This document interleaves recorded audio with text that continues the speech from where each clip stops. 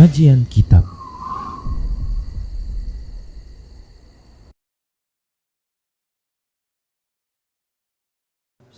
Assalamualaikum warahmatullahi wabarakatuh.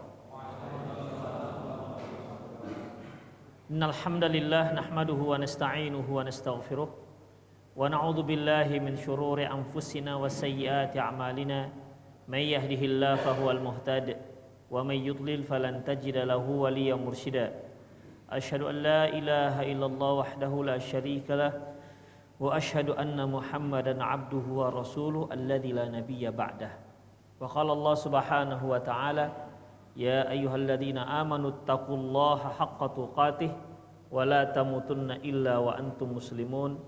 Ya ayyuhalladzina amanu taqullaha wa qulu qawlan sadida yuslih lakum a'malakum wa yaghfir lakum dhunubakum wa may yuti'illaha wa rasulahu faqad faza fawzan 'azima.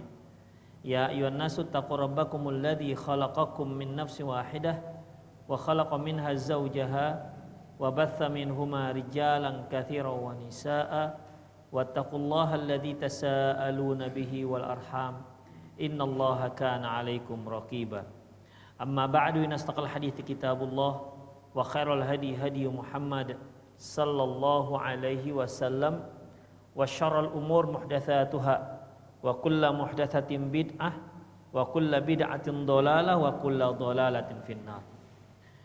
Kaum muslimin dan kaum muslimat, hadirin dan hadirat, para pemirsa Rosyad TV dimanapun Anda berada, alhamdulillah kita kembali bertemu di program kita ini, yaitu belajar kitab Al-Mawsu'ah Al-Manahi Syar'iyyah. Ikhwah rahimanallahu wa iyyakum.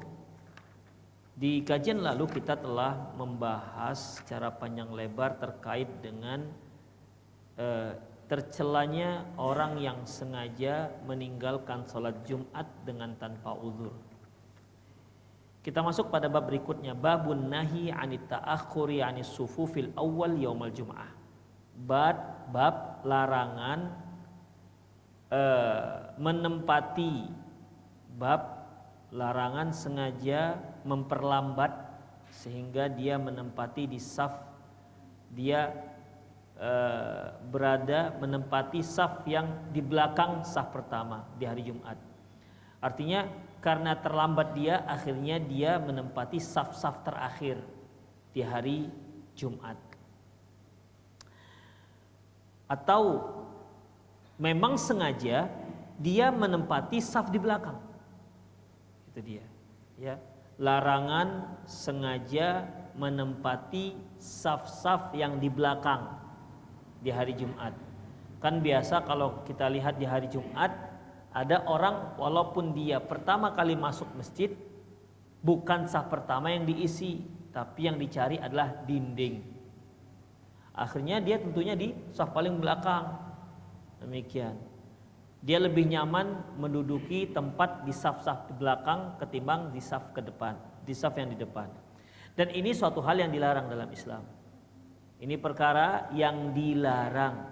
Seharusnya ketika dia punya kesempatan, dia harus berlomba menempati saf yang pertama. Sekarang mengapa hal itu dilarang? Baik. An Samurata ibni Jundub radhiyallahu anhu, qala, dia berkata, qala Rasulullah sallallahu alaihi wasallam, Rasulullah sallallahu alaihi wasallam bersabda, uhduru al-jum'ah, hadirilah salat Jumat, wadnu minal imam, dan ambillah posisi yang dekat dari imam, fa inna rajula liyakuna min ahlil jannah fayata'akhkhara 'anil jum'ah fayu'akhkhara 'anil jannati wa innahu lamin ahlaha.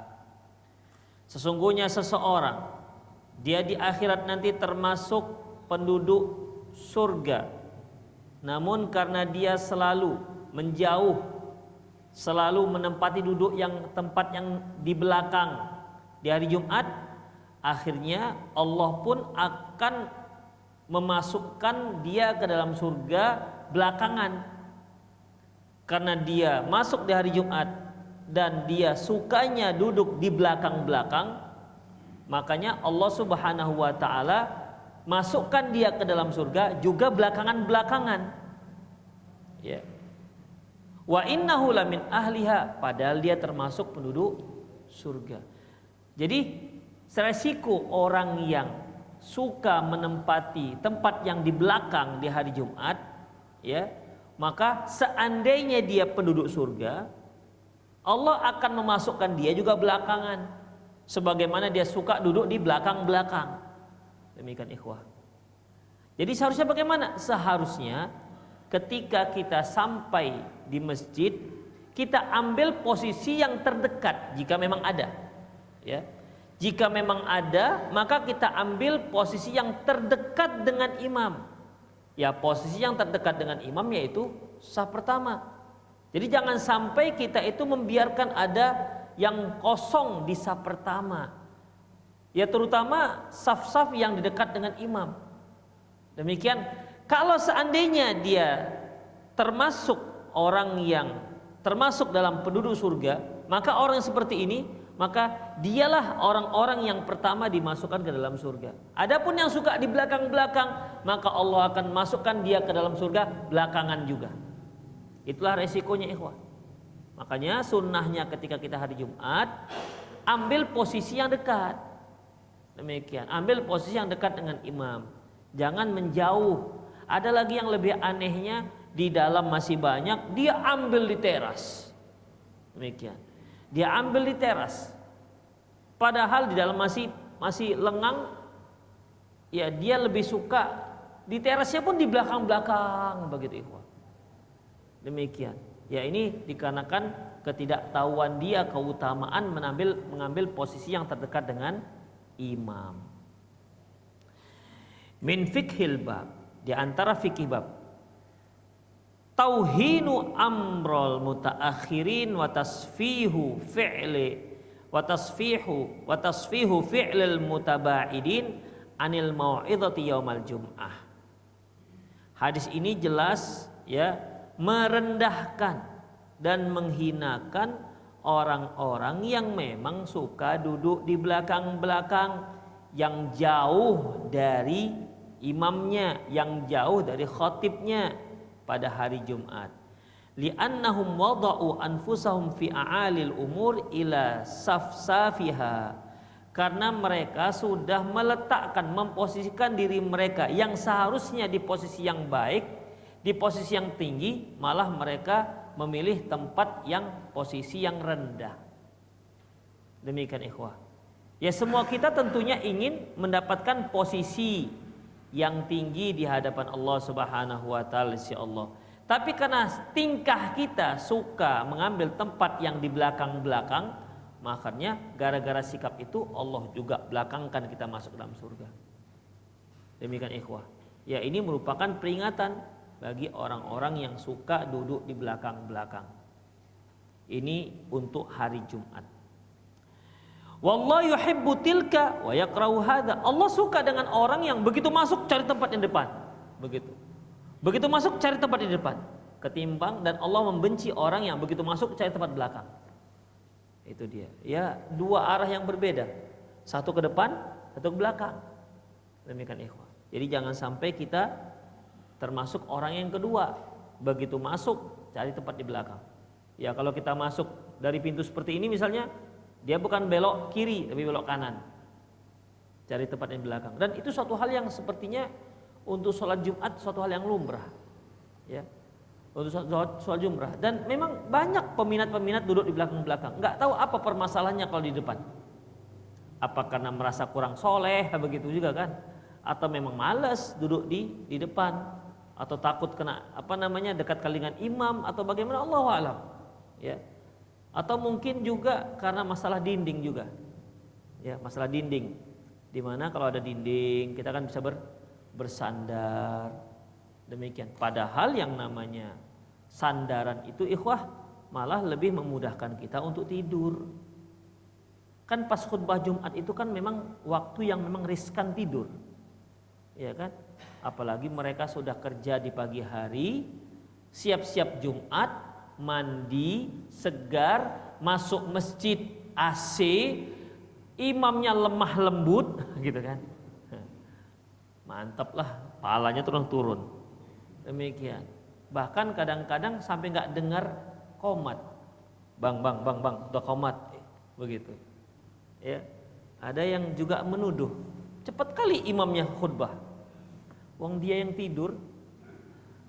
Demikian. Ada yang kebas kakinya, begitu dia bang, udah qomat, mau bangkit jatuh lagi. Kenapa? Kebas. Karena bersila terus kan, saking nyenyaknya. Ada yang bisa ngorok. Iya kan? Pernah nggak dengar antum ngorok? Iya ngorok. Minimal inilah ilernya turun. Kan gini tuh. Demikian ikhwah. Ya ini gara-gara apa ikhwah rahimanallahu wa iyyakum? Ya memang kita kurang persiapan untuk menghadapi Jumat itu. Apalagi cari dinding, masya Allah itu. Ya udah macam kursi goyang dinding. Ada senderannya. Demikian. Sedang tak ada senderannya saja bisa tertidur, apalagi ada senderannya. Demikian ikhwah. Untuk itu Rasulullah memberikan solusi. Kata beliau, "Idza na'isa ahadukum fi yaumal jum'ati falatahawwal min majlisihi." Apabila kalian ngantuk di hari Jumat di tempatnya, di tempat duduknya, silahkan pindah ke tempat yang lain. Coba geser. Kalau di sampingnya masih ada yang kosong, geser ke samping. Demikian. Artinya dia pindah dari tempat duduknya ke tempat duduk yang lain. Kalau memang sudah merasa ngantuk, jangan biarkan sampai tertidur. Kalau sudah tertidur, apalagi sudah mengorok, ya, dia di sudut sana, orokannya sampai sudut sini suaranya. Demikian ikhwah, ya ini berarti sudah membatalkan wudunya karena sudah tidur nyenyak. Baik. Demikian ikhwah rahimanallahu wa iyyakum. Nomor 2, kirahatu at-ta'akhuri anis sufufil ula. Anis sufufil awal. Dibencinya terlambat menempati saf yang pertama.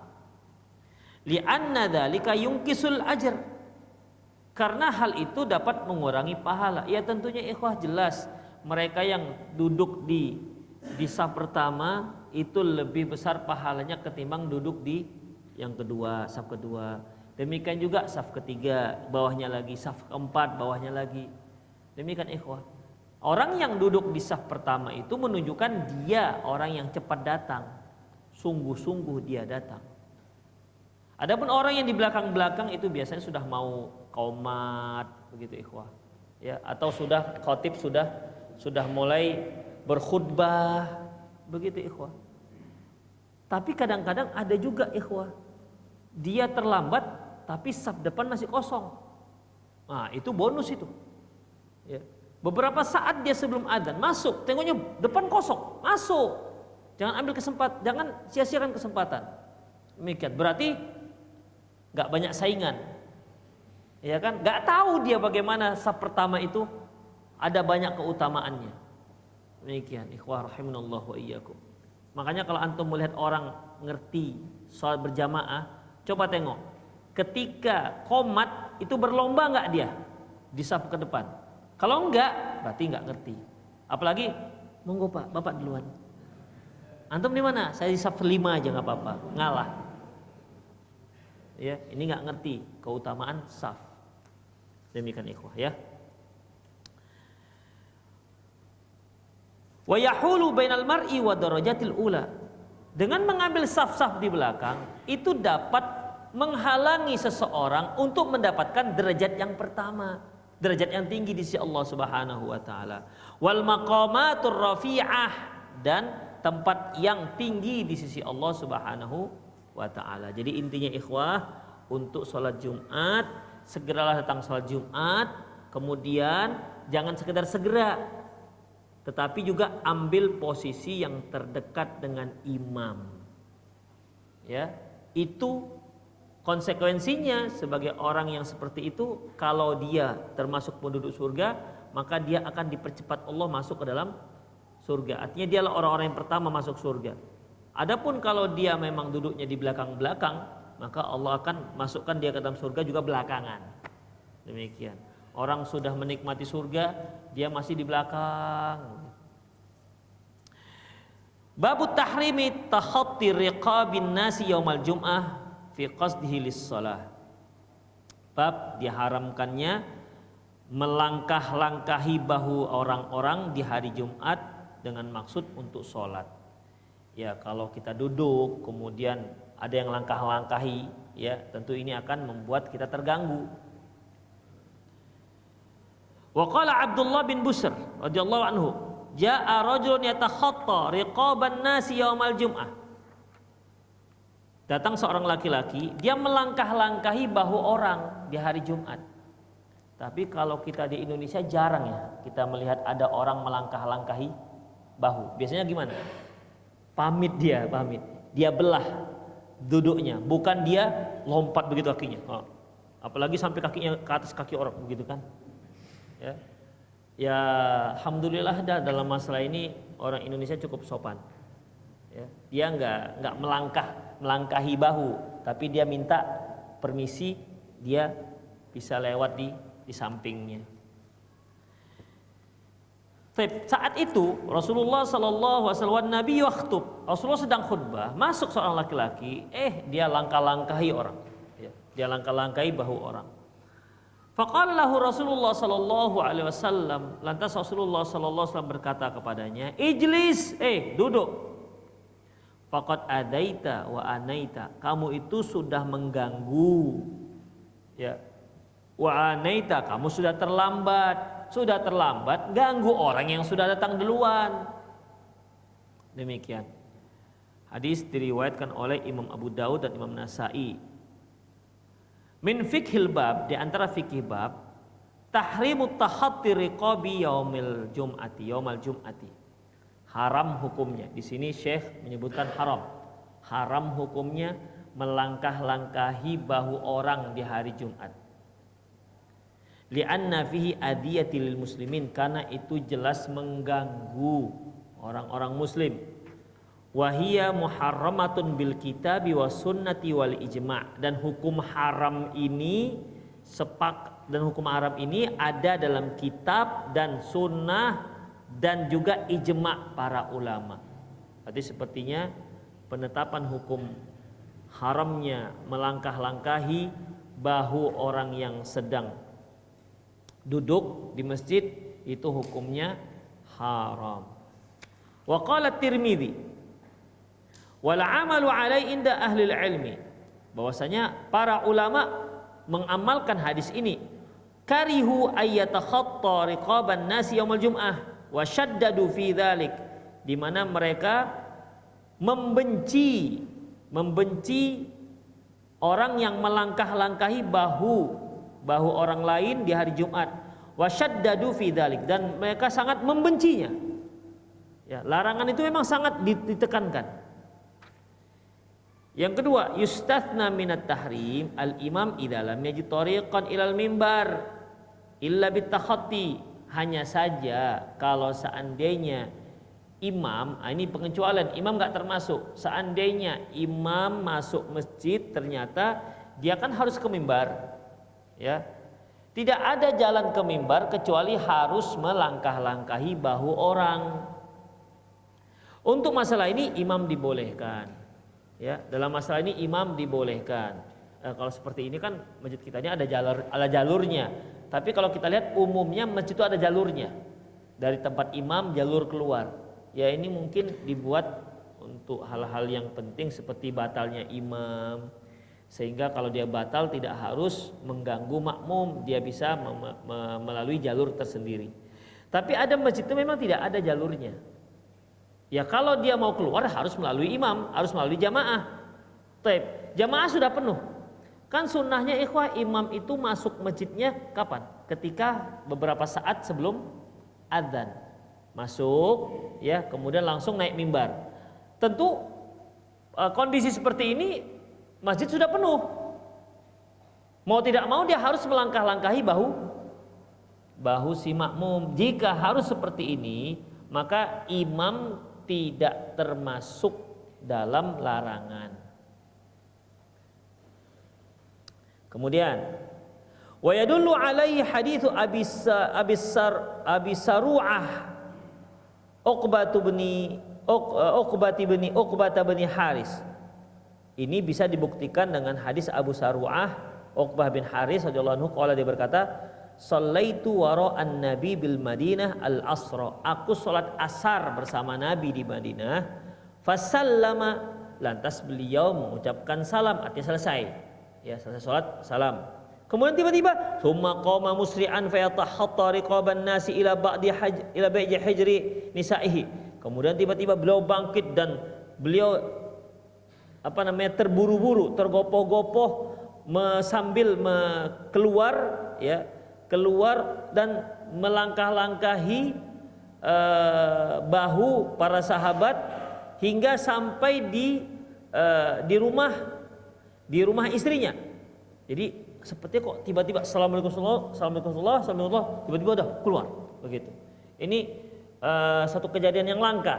Kenapa ini Rasulullah kok tiba-tiba musri'an itu bukan pelan-pelan dia, tapi memang seperti tergesa-gesa. Ya, tergesa-gesa keluar ke rumah beliau. Rumah beliau kan berada di sekeliling masjid. Karena istrinya kan tidak hanya satu. Kemudian fafazi'an nas min sur'atihi. Orang-orang terkejut, heran, kenapa ini Rasulullah kok tiba-tiba bergegas buru-buru mau keluar. Kenapa ini? Ya, akan jadi perhatian para sahabat. Biasanya kan setelah sholat zikir dulu, kan begitu ikhwah. Ini kok tiba-tiba assalamualaikum langsung begitu keluar. Fafazi'an nasu min sur'atihi. Orang-orang pun terkejut, kenapa ini Rasulullah? Fa kharaja alaihim fara'a anhum ajibu min sur'atihi. Kemudian beliau pun keluar dan beliau sendiri melihat bagaimana para sahabat merasa aneh dengan sikap Rasulullah pada waktu itu. Kok gak seperti biasanya? Inilah Rasulullah ikhwah. Ketika melihat sahabat itu tertanya-tanya, ya, dalam hatinya tertanya-tanya. Beliau adalah seorang guru yang sangat peka dengan muridnya. Ya.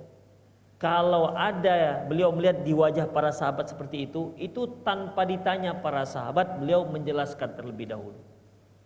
Makanya di sini katakan kharaja alaihim fara'a annahum ajibu min sur'atihi. Beliau pun keluar, namun beliau perhatikan sepertinya para sahabat itu merasa tertanya-tanya dengan tergopoh-gopohnya Rasulullah keluar dari masjid. Lantas Rasulullah pun menjelaskan, "Dzakartu syai'an minat tabrin."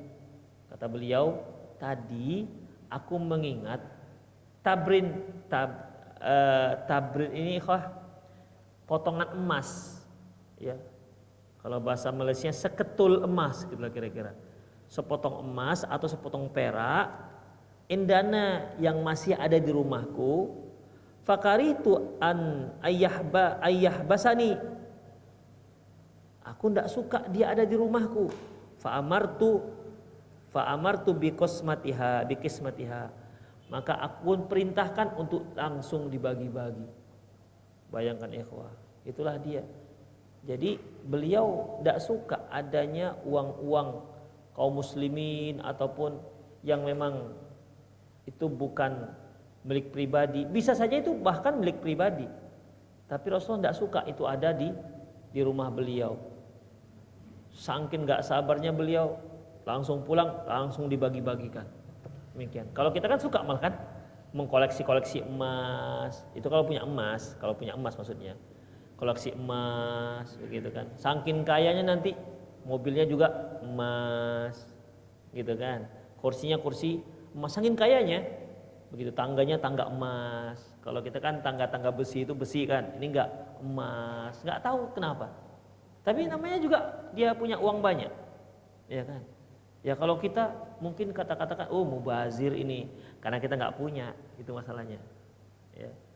Demikian ikhwah rahimanallah wa iyyakum. Ya tentunya kita sebagai seorang muslim tidaklah boleh berlebihan seperti itu.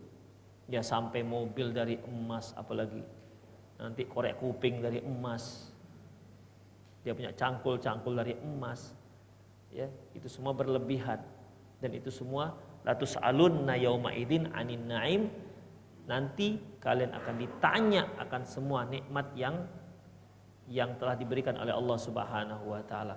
Rasulullah tidak ingin ada sepotong emas yang terlupa, yang belum dibagi, langsung salam, pulang, bagi-bagi langsung. Demikian ikhwah rahimanallahu yakum. Yang menjadi korelasi hadis dengan pembahasan kita, beliau pulang dengan melangkah-langkahi. Tapi melangkah-langkahi ini mengganggu enggak? Mengganggu. Ya, itu jelas mengganggu. Tapi ternyata ketika memang dibutuhkan, ya, ketika dibutuhkan ternyata dibolehkan. Ya. Ternyata hal itu dibolehkan seperti yang dilakukan oleh Rasulullah sallallahu alaihi wasallam. Kita lanjut. Babun nahi anit tafriqi bainal isnaini yaumal jum'ah. Bab dilarang memisahkan dua orang di hari Jumat. Ada dua orang yang duduk berdampingan, tiba-tiba kita duduk tengah-tengahnya, terpisahlah mereka berdua. Gara-gara kita duduk di tengah-tengah. An Salman Al-Farsi, dari Salman Al-Farsi, qala, dia berkata, qala Rasulullah sallam, man ightasala yaumal jum'ati wa tatahhara bima istata'a minat tuhri, barang siapa yang mandi di hari Jumat dan dia berusaha untuk mensucikan dirinya sesanggupnya yang dia mampu lakukan, sumad dahana au massa minat tib, kemudian dia memakai minyak rambut atau dia memakai parfum, summa roha, lantas dia pergi ke masjid, falam yufarriq baina isnaini, dan dia tidak melakukan pemisahan, tidak memisahkan antara dua orang, fasallama kutibalah, lantas dia sholat terus sesanggupnya. Artinya dia sampai ke masjid misalnya sholat jam 11 misalnya, sementara zuhur itu jam 12, sekitar jam 12.35. Maka sejak masuk masjid dia sholat 2 rakaat terus sampai adzan berkumandang. Itu di antara sunnahnya, ya. Dibolehkan seperti itu. Fasallama kutiba, lantas dia melakukan sholat sesanggupnya, semampu dia lakukan. Kemudian summa kharaja imam ansata, kemudian keluarlah imam dan dia ansata, dan dia menyimak khutbah imam, ghufira lahu ma bainahu wa bainal jum'atil ukhra, maka diampunkan dosanya dari Jumat ini ke Jumat berikutnya. Mandi, bersuci semampunya, ya pakai sabun apalah namanya, ya. Kemudian memakai wangi-wangian, lantas dia roha itu berarti perginya cepat. Roha, dia pergi, kemudian setelah dia masuk dia tidak memisahkan dua orang yang sedang duduk, lantas dia memperhatikan imam khutbah, maka dia ampunkan dosanya dari Jumat sekarang hingga Jumat berikutnya. Nah ini dia, ya. Terkadang ada juga ikhwah orang yang cepat datang, jam 8 dia sudah datang. Tapi ternyata godaannya kapan? Ketika khutbah sedang berlangsung. Itu dia. Ketika khutbah sedang berlangsung ngantuk, gimana mau menyimak? Iya kan? Berarti gugurlah salah satu syarat untuk mendapatkan keampunan satu Jumat. Itu dia. Makanya ikhwah rahimanallahu wa iyyakum, untuk sholat Jumat itu memang harus persiapan kita. Kalau kita biasa ngantuk, coba tidur dulu lah sebelumnya. Jam berapa kita berangkat Jumat? Jam 11? Udah, coba jam 9 agak setengah jam tidur, jam 9 sampai setengah 10. Persiapan Jumat. Kalau kira-kira biasanya dia kalau sudah innal hamdalillah mulai bunyi perutnya, krukak krukuk. Berarti makan dulu. Itu namanya persiapan, ikhwah. Ya. Kalau khawatir juga antum, minum kopi supaya nggak ngantuk. Itu bagi yang buat kopi bisa nggak ngantuk, tapi ada juga orang kopi malah mengantuk dibuatnya. Ada demikian, itu namanya usaha kita, ikhwah. Untuk mendapatkan ini, dapat dari Jumat ke Jumat berikutnya diampunkan dosanya. Luar biasa, ikhwah. Seminggu diampunkan dosa. Bukan sehari 2 hari, seminggu. Demikian. Tapi mandi ya, jangan nggak mandi. Mandi, datang cepat, kemudian dia tidak memisahkan 2 orang, kemudian dia simak imamnya khutbah, diampunkan dosanya. Ya, diampunkan dosanya dari Jumat ke Jumat berikutnya. Min fikhil bab, di antara fikih bab, tahrimut tafarruqati bainal isnaini, haram hukumnya memisahkan dua orang yang sedang duduk. Wa hadza yatanawalul qu'ud bainahuma, ini termasuk yaitu dengan duduk di antara mereka berdua, ya. Wa ikhraju ahaduhuma wa qu'ud makanahu, atau dengan menyuruh salah seorang bangkit dan dia duduk di situ, kan terpisah jadinya. Jadi bisa dua orang duduk, kita duduk tengah-tengah, atau kita suruh yang satu bangkit, atau yang satu kita suruh geser, kita duduk di situ. Demikian. Ini juga termasuk memisahkan dua orang yang sedang duduk berdampingan. Demikian ikhwah. Wa yadullu ala tahrimi aidan ahadisin nahyi anit takhattir riqab.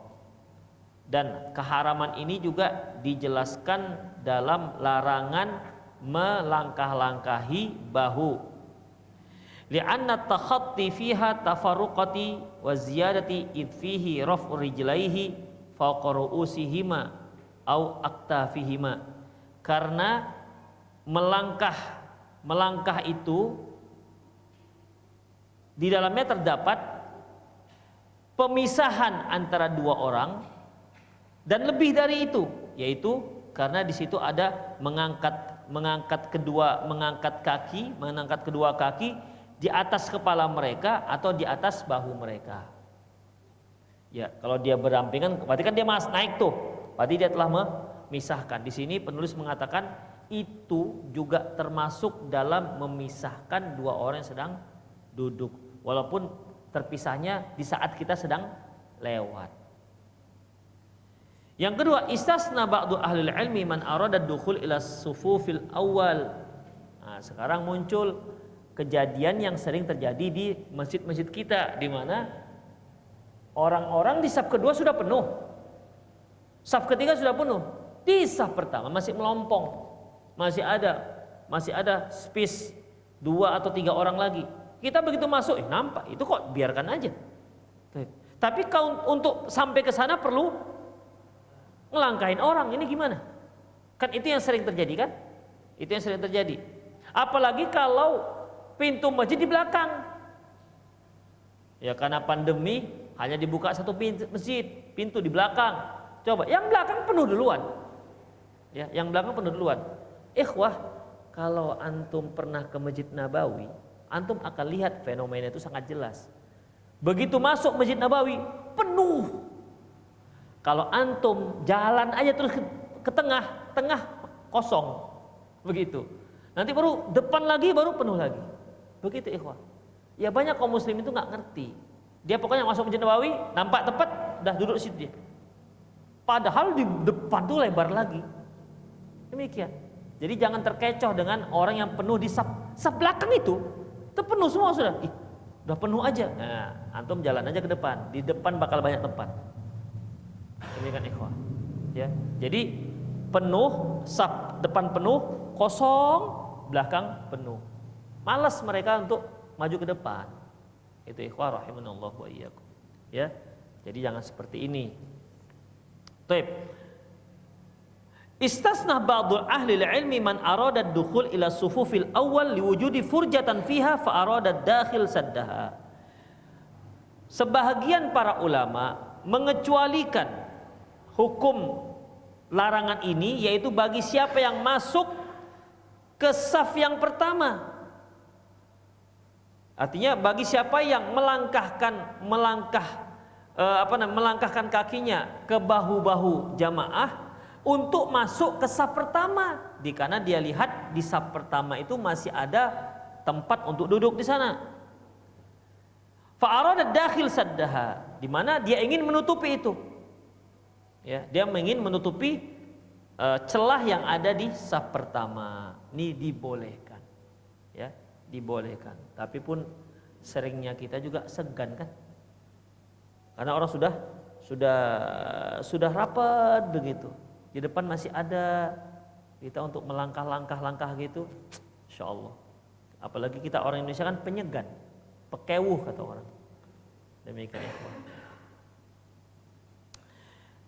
Wal asahhu al-hithu ala tafassuhi wa saddil faraj wa wassu sufufil awwal fal awwal. Yang sah bahwasanya hendaklah diingatkan, hendaklah diberi semangat untuk tafassuh, untuk merapatkan tempat duduk dan mengisi celah-celah saf yang masih kosong. Kemudian hendaklah menyambung saf pertama, kemudian juga saf-saf berikutnya. Wa yadullu alaihi babul ladzi ba'dah, yang disebutkan pada bab yang berikutnya. Demikian ikhwah rahimanallah. Jadi intinya apabila kita melihat di depan itu masih ada tempat, untuk sampai ke tempat yang di depan yang masih ada tempat, kita harus melangkah-langkahi orang yang duduk, maka untuk masalah ini dibolehkan. Ya, tapi akan lebih utama lagi PKM misalnya meminta kepada hadirin supaya memenuhi tempat yang di depan, begitu. Ayo Pak, dirapatkan, maju ke depan, demikian. Ya, sehingga yang datang belakangan itu tidak harus melangkah-langkahi bahu orang yang ada di saf di depannya. Demikian ya. Ikhwah? Terkadang orang malas geser. Ya, malas geser begitu. Jadi perlu ada ada perintah dari BKM untuk menertibkan saf. Terkadang juga ikhwah karena tempat duduknya enggak teratur, akhirnya kapasitas masjid juga menjadi sedikit, sehingga BKM perlu mengatur tempat duduk si jamaah sehingga bisa lebih padat. Demikian ikhwah rahimanallah. Tapi untuk saat pandemi seperti ini pemerintah masih melarang, termasuk sholat tarawih dibolehkan, tetapi hanya dihadiri oleh jamaah setempat, dan itu pun yang hadir 50% dari kapasitas masjid. Itu dia. Jadi dibolehkan sholat tarawih tapi dihadiri oleh penduduk setempat, dan itu hanya 50% dari kapasitas masjid. Itu ikhwah. Itulah peraturan pemerintah. Ya. Jadi dalam masalah ini, ya apalagi kalau nanti masjid menerapkan saf yang jarang-jarang. Dalam masalah ini berarti ya bisalah didapatkan hanya 50%. Tapi ikhwah, sepertinya itu aja lah untuk malam hari ini ya. Saya lihat antum pada lemas, saya juga ikut lemas. Ya udahlah. Demikian ikhwah, aku qouli hadza wa astaghfirullah li wa lakum wal muslimin innahu al-ghafurur rahim. Bagi para ikhwah yang ingin bertanya silakan, dan bagi para pemirsa yang ingin bertanya silakan kirimkan WhatsApp Anda ke nomor yang sudah ada di layar televisi atau langsung ke nomor saya di 0895 6113 27778. Taib, assalamualaikum warahmatullahi wabarakatuh. Izin bertanya Ustadz, jika imam kunut subuh, apa yang harus dilakukan makmum? Apakah harus ikut kunut subuh juga seperti pendapat Imam Ahmad dan Syekhul Islam Ibnu Taimiyah, jazakumullah khairan. Ikhwah rahimanallah wa iyyakum, mengenai kunut subuh para ulama berbeda pendapat tentang hukumnya. Sebahagian mengatakan bid'ah, sebagian lagi mengatakan sunnah, sebagian lagi mengatakan khilafiyah. Profesor Dr. Sulaiman Ar-Ruhaili, Syekh Sulaiman Ar-Ruhaili, beliau memberikan rincian hukum bagi makmum.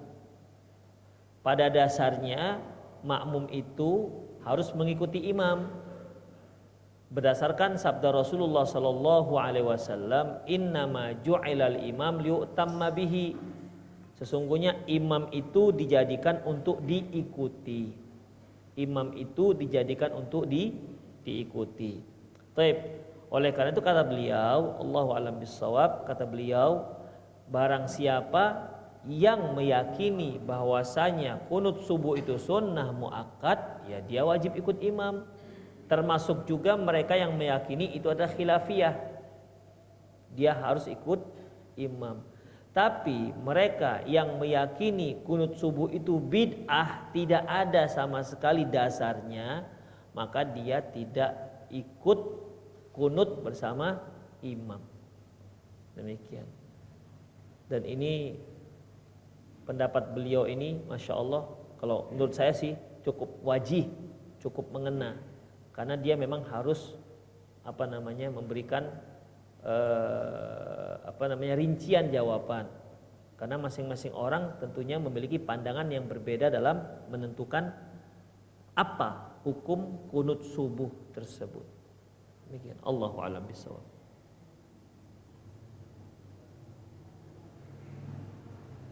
Ustaz, apakah uang pensiun ayah yang sudah meninggal bukan harta warisan yang wajib dibagi? Ya tergantung, itu sebenarnya peraturan pemerintah. Pensiun itu untuk keluarga atau untuk si istri.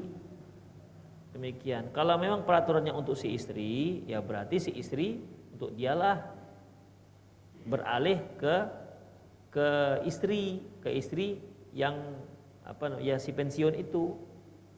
Demikian. Ini pun biasanya pun ada syarat, selama dia belum menikah. Kalau dia sudah menikah, ditarik pensiunnya, nggak dapat lagi. Demikian. Ataukah peraturan itu memang untuk keluarga, untuk anak-anak dan seterusnya. Jika memang untuk keluarga, ya tentunya dia menjadi harta warisan, dibagikan sesuai dengan bahagian anggota ahli waris, sesuai dengan bahagian yang telah ditetapkan oleh Allah Subhanahu wa taala. Allahu a'lam bishawab. Antum ada yang nanya langsung? Ada? Enggak ada? Pak Ustadz, istri saya sedang hamil dan insya Allah melahirkan bulan Syawal. Doakan semoga ibu dan bayinya selamat sehat. Amin. Pertanyaan saya, apakah sunnah-sunnah ketika anak baru lahir?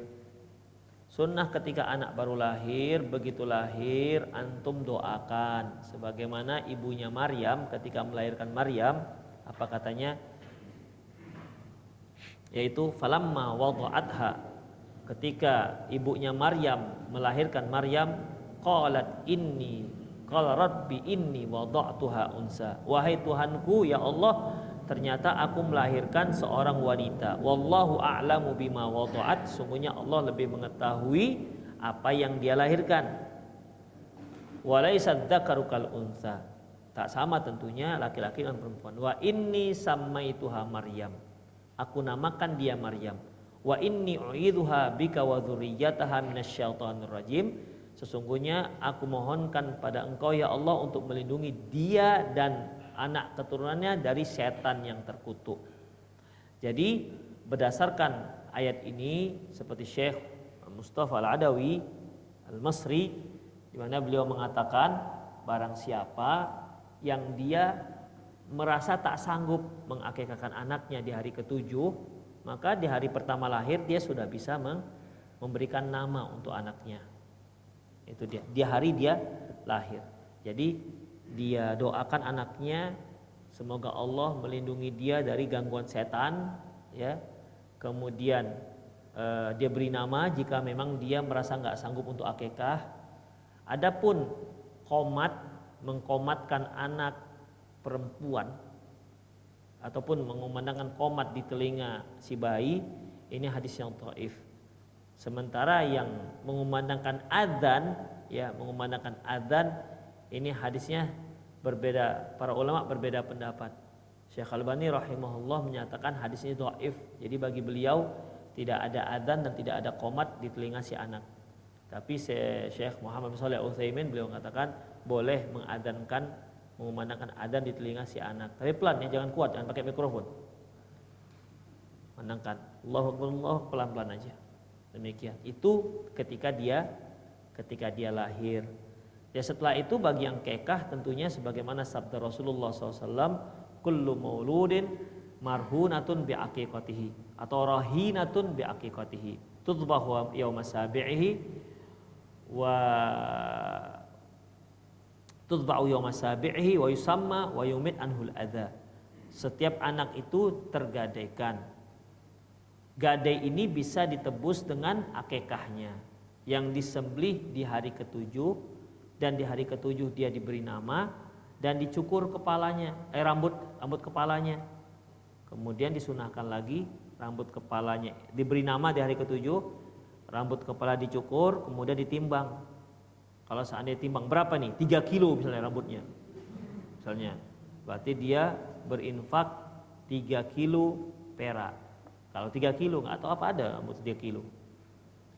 Mungkin 3 gram lah. Namun selama ini bayi-bayi yang banyak ininya, banyak rambutnya, itu nggak sampai 50.000. Kalau kita konversi dengan perak, nggak sampai 50.000. Jadi jangan takut kalian tuh berinfak itu. Ih, ya Allah banyak kali rambut anakku nih. Bokek lah kita. Dan khawatir ikhwah.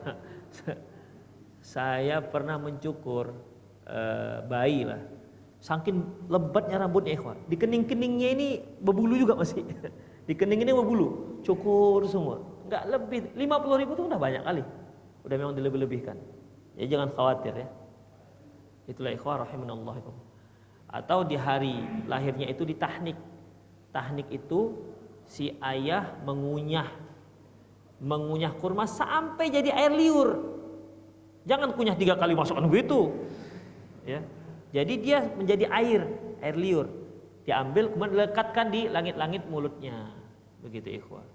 Dan enggak harus ustad. Jadi ustad entah dari mana dia kan, anak corona pula dia nanti. Demikian. Enggak harus ustad ikhwah. Kalau dahulu Rasulullah, air liur Rasulullah itu berkah. Ya. Air liur ustad, astagfirullah. Jadi udah ayahnya aja. Ya. Ayahnya aja. Ya kalau ikut banyak Pak Ustadz minta doakanlah gitu kan.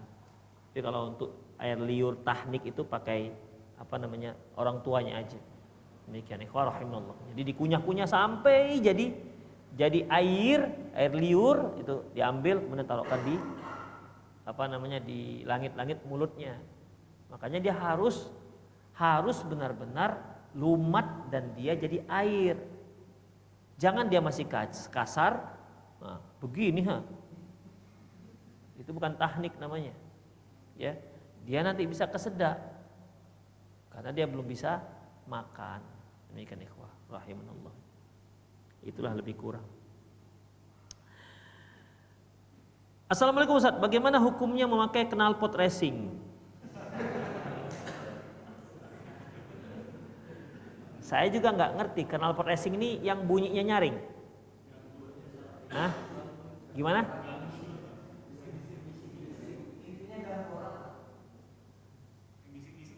Pokoknya bisik. Itu copot knalpot namanya kan?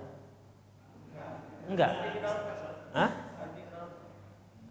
Oh, pokoknya suaranya menjadi kencang gitu. Ikhwah, pabrik itu mendesain knalpot untuk meredam suara. Kenapa antum buat knalpotnya nggak bisa meredam suara? Begitu membuat bising, nggak dibolehkan, ya, tidak dibenarkan.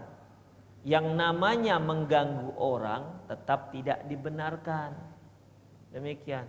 Walaupun antum suruh sendiri, senang kali dia dengar knalpot tuh, seringking, rasanya macam dengar apa gitu dia, ya.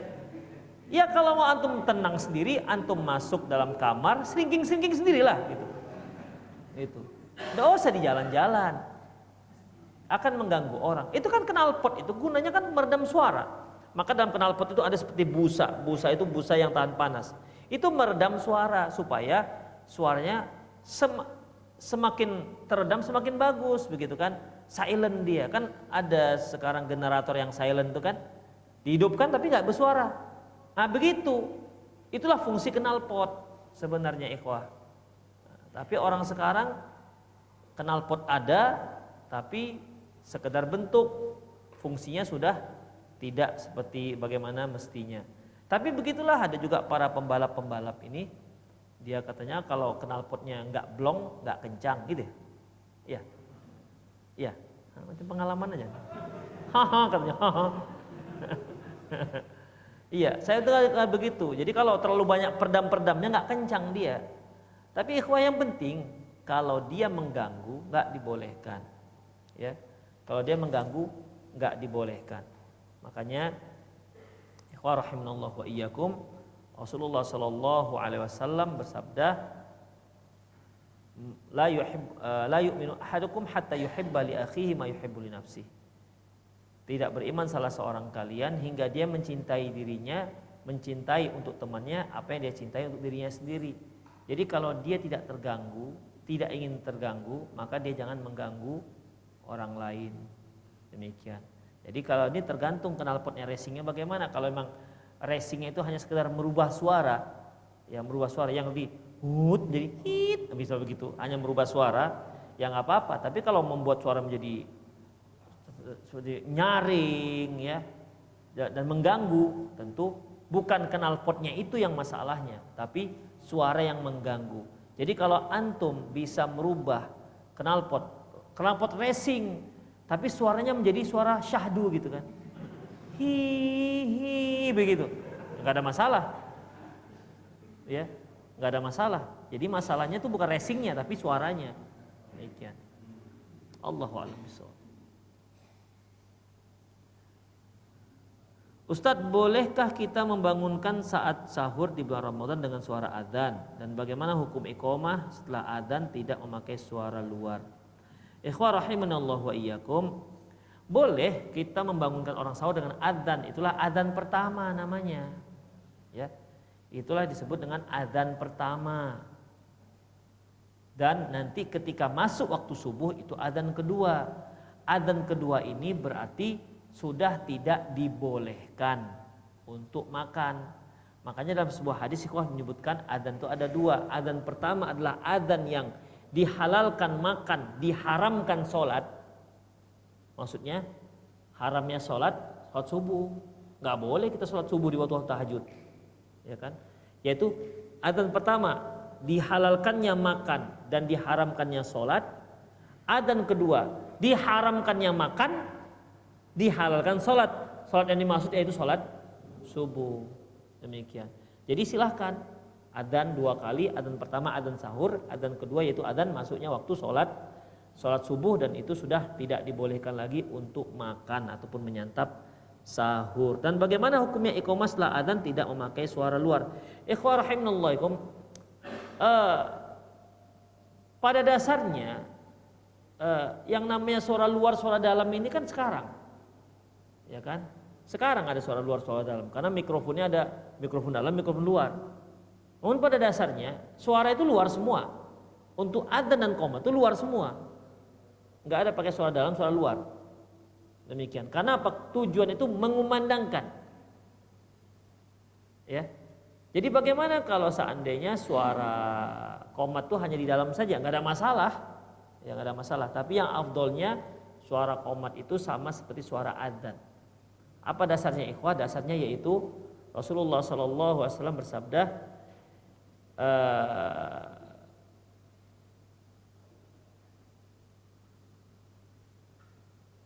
idza sami'tumul iqamah, atau apabila kalian mendengar qomat berkumandang, fala ta'tunas salata wa antum tas'un, janganlah kalian mendatangi salat dalam keadaan berlari. Apabila kalian mendengar qomat, janganlah kalian mendatangi salat dalam keadaan berlari. Berarti kondisi ini apa? Dia di luar apa di dalam masjid? Di luar. Berarti qomat itu di luar, didengar dari luar. Saya ulangi, apabila kalian mendengar qomat, maka janganlah kalian mendatangi salat dengan keadaan berlari. Ini kalimat seperti ini nggak bisa kita pahami. Ini bisa kita pahami bahwasanya kondisi yang mendengar ini di luar. Kalau suaranya di dalam, seperti imam misalnya, tentu nggak akan kedengar dari luar. Demikian ikhwah rahimanallah. Jadi sebaiknya qomat dengan adzan itu sama-sama di suaranya dikumandangkan, didengar oleh kaum muslimin. Ada yang nanya? Nggak ada? Oke, kalau nggak ada,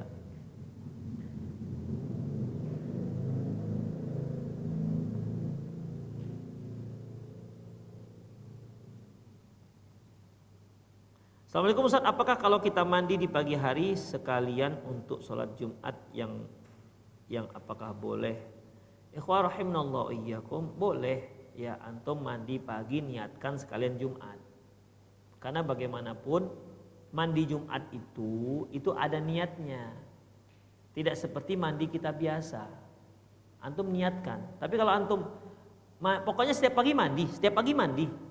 Begitu. Maka antum enggak dapat pahala mandi Jumat. Makanya niatkan, ada niat di situ, ya. Ini saya ada Jumat, mandi Jumat, gitu kan. Baru nanti dapat pahala mandi Jumat. Itu dia ikhwah. Kalau enggak nanti ya seperti biasa saja kita hari-hari mandi sehari 2 kali, ya. Itu tidak menjadi sebuah ibadah untuk hari Jumat karena memang tidak kita niatkan. Allahu a'lam bishawab. Kalau antum niatkan di pagi itu untuk mandi Jumat sekalian, silakan.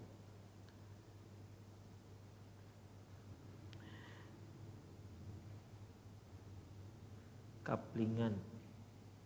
Ustadz, bagaimana hukumnya BKM membuat kaplingan beberapa saf di belakang imam dengan memberi bacaan bahwasanya itu barisan BKM? Boleh, ya, boleh. Seperti orang-orang memang sengaja diberikan space untuk 3 orang di belakang imam, boleh. Kenapa ikhwah?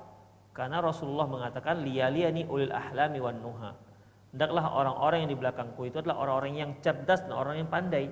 Jadi memang disediakan untuk orang khusus, gak semua orang. Ya, dibolehkan. Makanya kalau kita lihat di masjid-masjid yang cukup profesional, mereka buat begitu.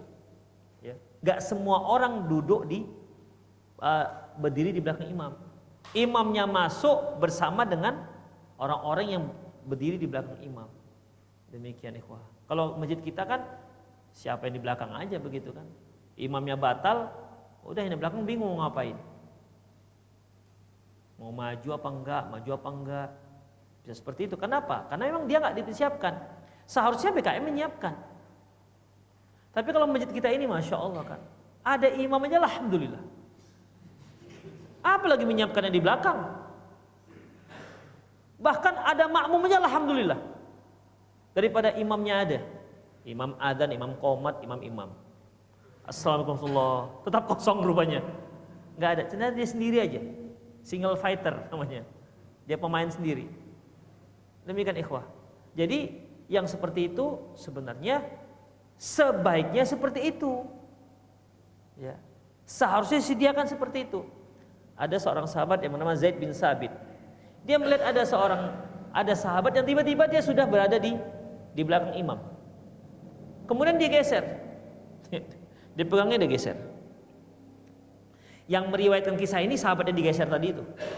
Ya. Zaid bin Sabit berdiri di belakang imam. Setelah selesai, Zaid bin Sabit menjelaskan, sesungguhnya tempat ini memang Rasulullah yang telah menyediakan untuk kami. Begitu. Rasulullah. Tapi sebelum dapat keterangan itu, sahabat yang digeser tadi itu apa katanya? Sampai-sampai saya nggak tahu lagi apa yang saya sedang sholat. Kenapa? Jengkel kan, digeser, sudah dia duluan. Demikian. Sampai aku nggak tahu lagi apa yang aku sholatkan, gitu. Karena jengkel, marah. Setelah mendapat keterangan dari Zaid bin Sabit, oh rupanya memang Rasulullah yang telah menetapkan tempat itu di belakang imam.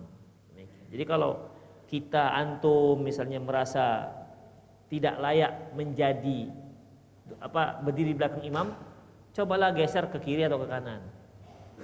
Jangan begitu datang belakang imam. Begitu, ya. Biarkan orang yang memang layak.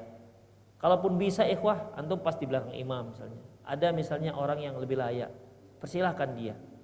Ya, persilahkan dia untuk menempati tempat yang lebih layak. Karena ini masalahnya untuk menjaga stabilitas jamaah. Kalau seandainya nanti imamnya batal, kemudian yang di belakangnya nggak tahu apa yang harus dia lakukan. Demikian. Pas kebetulan batalnya pas sujud. Allahu Akbar, batal. Pergi imamnya. Saya batal kata.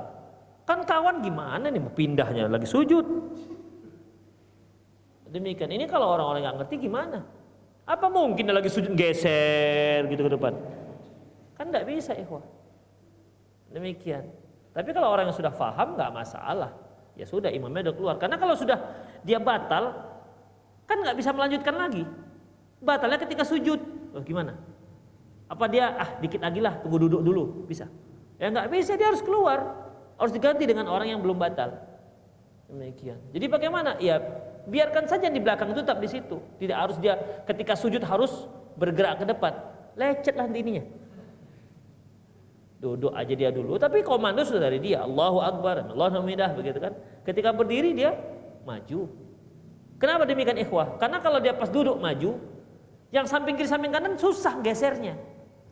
Tapi ketika dia sudah berdiri, ya, dia maju, mudah yang lain geser. Demikian ikhwah. Terakhir. Ya.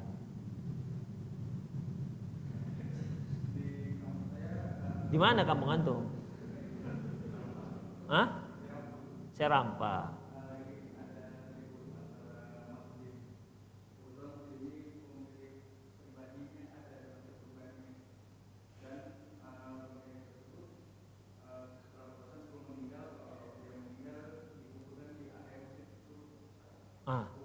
Nggak boleh.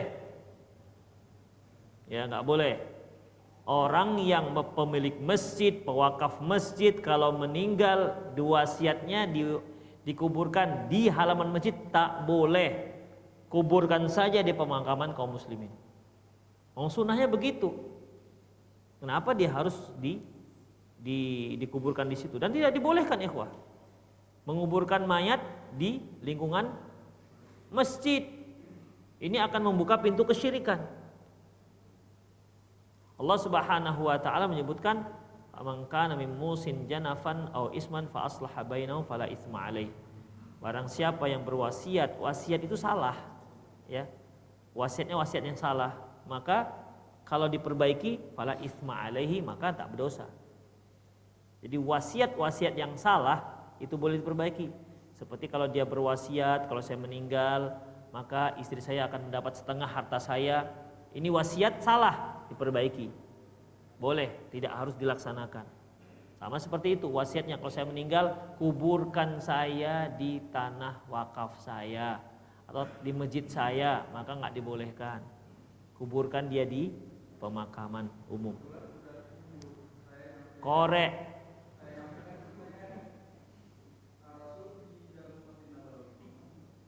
Itu di luar Masjid Nabawi awalnya. Kan setelah zaman tabi'in baru masuk. Iya, setelah perluasan. Sebelumnya kan nggak ada. Awalnya pun perluasan sebelah kiri, sebelah belakang. Tapi lama kelamaan mau tidak mau harus dimasukkan. Begitupun dimasukkan itu di tembok, berapa tembok? Itu 3 lapis tuh temboknya Masjid Nabawi. Kuburan Rasulullah tuh temboknya 3 lapis. Nggak tanggung-tanggung. Ya. Lapis 1, lapis 2, lapis 3. Demikian. Ada di bawah segitiga di bagian belakang. Supaya apa? Supaya kaum muslimin tidak menghadap. Demikian.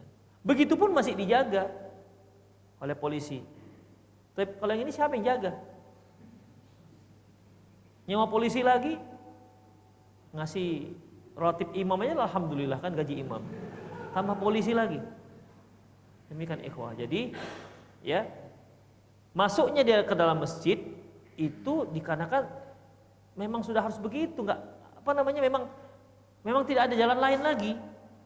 Yang kedua, Masjid Nabawi itu, Masjid Nabawi, kita 1 kali sholat di situ sama dengan 1000 kali, kan nggak bisa dikias-kiaskan. Demikian ikhwah rahimanallah wa iyyakum. Jadi banyak hal keistimewaan Masjid Nabawi. Masjid Nabawi itu tempat masjid yang boleh kita bersafar menuju dia. Misalnya nih, saya mau ke masjid mana nih? Ke Masjid Nabawi. Boleh saya bersafar dengan tujuan ke masjid tersebut untuk ibadah. Hanya 3. La tasyuddu rihal illa fi 3 masajid. Jangan kalian bersafar untuk ibadah kecuali hanya ke 3 masjid. Masjid Haram, Masjid Nabawi, dan Masjid Aqsa. Tapi kalau antum, saya mau safar ke Masjid Istiqlal misalnya. Ngapain? Mau ibadah di sana? Enggak boleh. Ya, nggak dibolehkan. Tapi kalau pas antum jalan-jalan ke Jakarta, kepingin singgah ke Masjid Istiqlal, nggak ada masalah. Karena memang tujuannya kan bukan ibadah dari Medan, bukan menyengaja bersafar ke sana untuk ibadah di sana. Demikian ikhwah. Jadi nggak dibolehkan. Kalau sudah dikebumikan, korek lagi, pindah tempat lain. Itu dia. Nggak ada yang mau, ya sudah, mau gimana lagi? Ya, jangan antum korek sendiri. Ya, enggak sendiri. Inisiatif kan, malam-malam nggak ada orang.